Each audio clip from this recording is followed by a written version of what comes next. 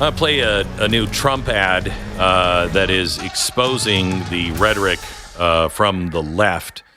Here it is. If you had to be stuck in an elevator with either President Trump, Mike Pence, or Jeff Sessions, who would it be? Listen to this cackle. Does one of us have to come out alive? Press always asks me, don't I wish I were debating him? No, I wish you're in high school I could take him behind the gym. That's what I wish. I said, no. I said, if we were in high school, I'd take him behind the gym and beat the hell out of him. I just don't even know why there aren't uprisings all over the country. Maybe there will be. That you cannot be civil with a political party that wants to destroy what you stand for, what you care about. If you see anybody from that cabinet in a restaurant, in a department store, at a gasoline station, you get out and you create a crowd. And you push back on them. And you tell them they're not welcome. You know, there needs to be unrest in the streets for as long as there's unrest in our lives. Enemies of the state. President Walker, how do you resist the temptation to run up and wring her neck? When they go low, we kick. Please, get up in the face of some Congress people. Yes, I have thought an awful lot about blowing up the White House.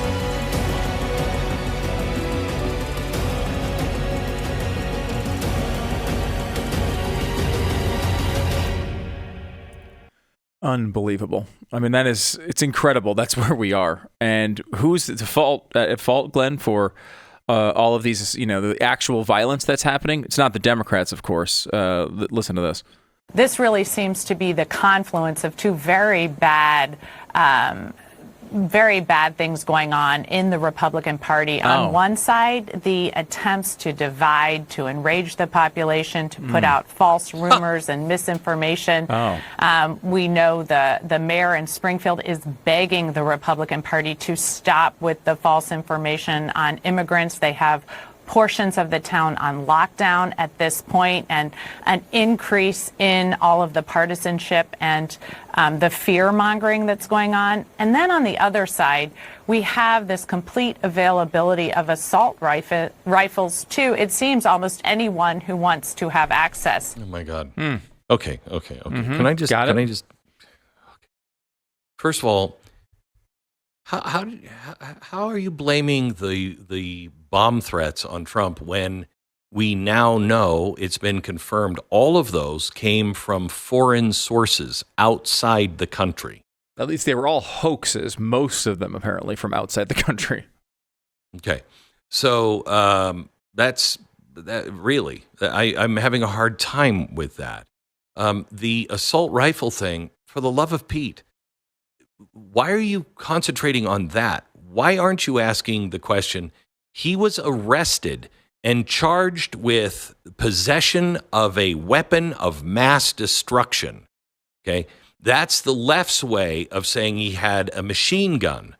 So if you have a weapon of mass destruction, I would think that you'd go to prison for a very long time.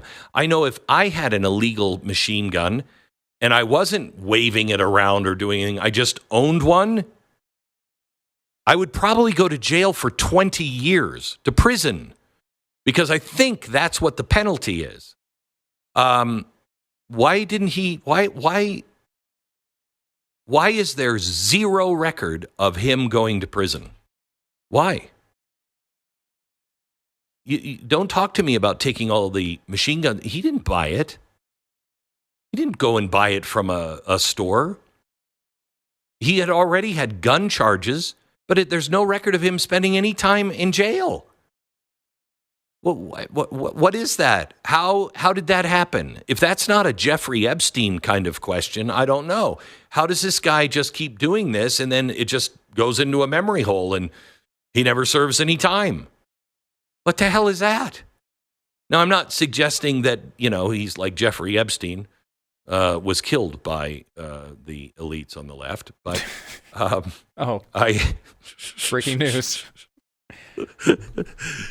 I'm not suggesting that he was a spy, but I mean, he might have been. He had to be on the CIA's radar. Had to have been. I mean, he was praising the Ayatollahs in Iran. He tweeted, "You have my permission now to kill Donald Trump." How did he not have an FBI guy go into his house? I mean, if you say something like, "We should meet to pray in front of an abortion clinic," you're in prison. But you have my permission now to kill the president of the United States? Huh. No prison time after you've had gun charges, after you've been, charged and convicted of having a weapon of mass destruction. What? It seems to me that we're really missing some logic here. First of all, how could Donald Trump's own rhetoric get him killed?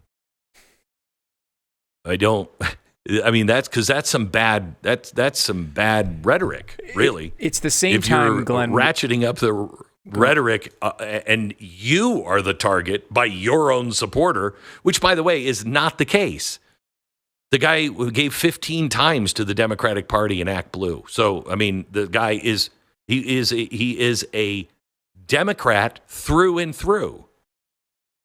I think, Glenn, it's the same logic that applies to turning a new page and finding a new way forward with the current vice president. If that works in your head, then all this stuff works. Exactly right. Tulsi Gabbard is with us. Hey, Tulsi, how are you? Hey, good morning. I'm sorry I'm a little bit late.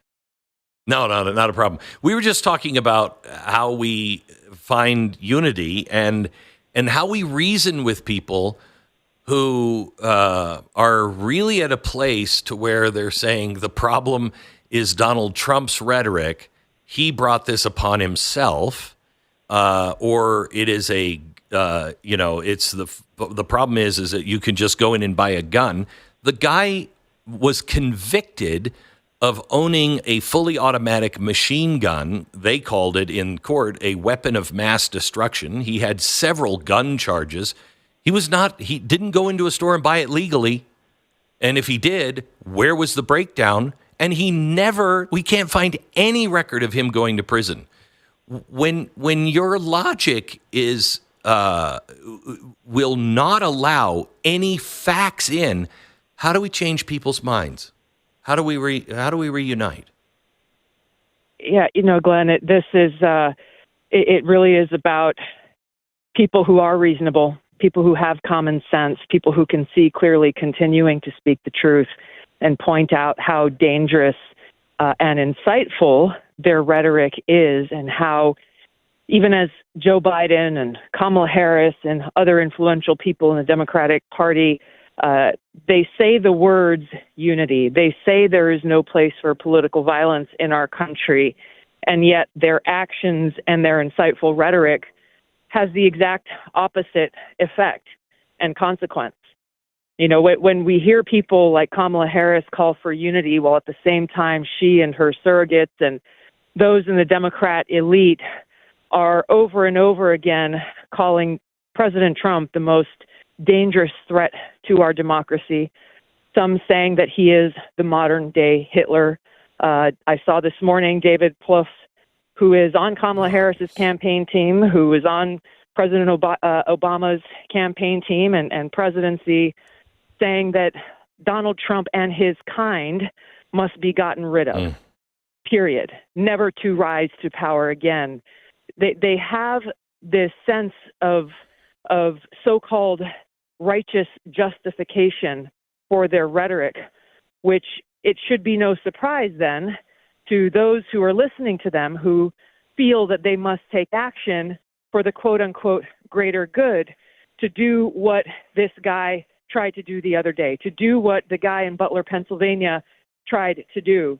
As long as they continue this, and as you said, even on the day of, within minutes of this assassination attempt that happened in Florida the other day, we saw some of the most influential Democrats continue this insightful rhetoric. So those of us who cherish and love and appreciate our country and our democracy and peace, we have to keep on speaking the truth and speaking about reason and common sense and pointing them out for what they are doing and how dangerous the consequences are. Their hypocrisy is so glaring to call for unity, while at the same time, Hillary Clinton calling anyone who voted for Donald Trump the deplorables. We had people on MSNBC the other day saying that every single voter and supporter of Donald Trump is despicable. This kind of rhetoric is what is dividing our country and can lead to a very dangerous place. So I believe that there are millions of good Democrats that love the country, want to do the right thing. They may not like Donald Trump, and they may not agree with all of their policies, but that's where you and Bobby Kennedy and Alan Dershowitz, all of these icons. I mean, you ran for president for the Democrats. All of the icons of the Democratic Party. It's not that you are coming out and saying, you know what, I just woke up and I just think all of Trump's policies are just the very best. I wouldn't change a thing. You actually, correct me if I'm wrong, are saying there's some things that I really like, but I cannot vote for these people. I have to vote for this because this party has become so dangerous. Am I right? You are right, and quite frankly, that really speaks to the very clear choice and the different mindset that exists between these two candidates, President Trump and Vice President Harris, who are running for president, and those who are supporting them. There are those of us who stand with President Trump because we recognize that in this election, he is our best hope to preserve freedom, to work our way towards peace and prosperity. And Kamala Harris guarantees the exact opposite of those things. And this is not my opinion. It's the proof can be found in her record. And we look at the reaction that's held. For example, there's a very famous actress who, in this past week, expressed some appreciation and empathy for Melania Trump, former First Lady Melania Trump, in her very heartfelt video about what she went through and what it was like for her and her family to see her husband almost assassinated. And this very famous actress felt for her and her feelings and was excoriated by Hollywood and by the propaganda media. How dare she express empathy for this woman whose husband was almost killed, almost shot in the face? And kudos to this actress for not backing down and simply saying, what are we as a country when you have people who are eager to celebrate the death of another human being? And that's how sick their mindset is. When we heard people after Butler, Pennsylvania saying, oh, well, too bad the shooter missed. Be a better shot next time. This is who these people are. And it speaks to how they see our country, how they see the American people, how they see the world. We don't want these people anywhere near the levers of power, anywhere near being in a position where you're making decisions about life and death for Americans or people in the world. There's a huge difference in that mindset. These people are motivated by hate and fear of losing power. And what I've seen and experienced, I've been to a number of rallies these last few days. I've been around a lot of Americans who are motivated by love of our country. Are you seeing Democrats? I was in Arizona the other day. The other day with Bobby Kennedy. We had a great event, the first one of our Reclaim America tour. I asked the audience, raise your hand if you're a Democrat or a former Democrat, and almost half the hands in that audience went straight up in the air. Excellent. Tulsi, thank you so much for joining us. I really appreciate everything you're doing. Thank you for taking the risk.